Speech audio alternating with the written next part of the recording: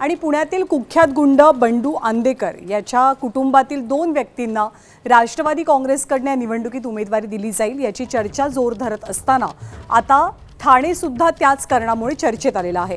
कारण ठाण्यामध्ये भाजपने गुंड मयूर शिंदेला पक्षप्रवेश दिला।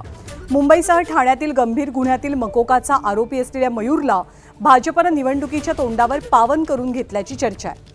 दिल्लीतल्या नेत्यांच्या विरोधामुळे मयूरचा पक्षप्रवेशाचा कार्यक्रम काही दिवसांपूर्वी रद्द केला गेला होता। पण आता अचानकपणे भाजपने त्याला पक्षात प्रवेश दिल्यामुळे अनेकांच्या भुवया उंचावल्यात। वरिष्ठ नेत्यांचा विरोध मावळला का असाही प्रश्न उपस्थित होतोय।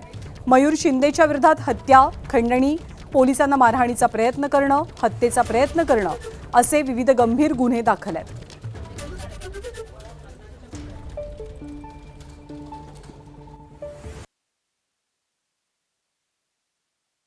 मला असं वाटतं की निवडणुकीला गुंडगिरीचा पूर्णपणे वापर करता यावा म्हणून या लोकांना घेतले जाते। आणि हाच पार्टी विज डिफरंट आहे की आमच्याकडे सगळ्या प्रकारची पैसेही आहेत, गुंडही आहेत, घरही फोडलेली माणसं आहेत, सत्ताधारी आहेत। या सगळ्यांचा वापर करून ठाणे मुंबई महानगरपालिका जिंकण्याचा यांचा प्रयत्न आहे। खात्रीने सांगतो की यांनी कितीही प्रयत्न केले तरी आमच्या पाठीशी मराठी माणसं। गुंडांना संधी नाही तर पाठबळ मोठ्या प्रमाणात हे भाजपचे नेते देतात हे आम्ही तिथं सांगितलं आहे। माझ्या मतदारसंघामध्ये राम शिंदे सर जे सभापती आहेत त्यांनी सुद्धा अनेक गुंडांना पाठबळ दिलेलं आपण सगळ्यांनी बघितलेलं आहे। पण भाजपचाच एक आमदार हा त्यांच्या त्या कार्यकर्त्या त्या जो व्यक्ती गुंड ज्यांनी साधूंना मारलं असं भाजप म्हणतोय त्याच्याच कार्यक्रमाला भाजपची लोक जातात।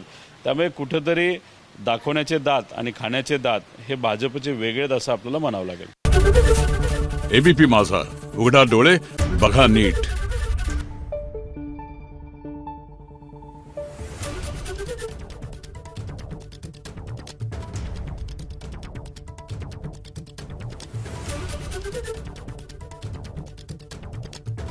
Thank you.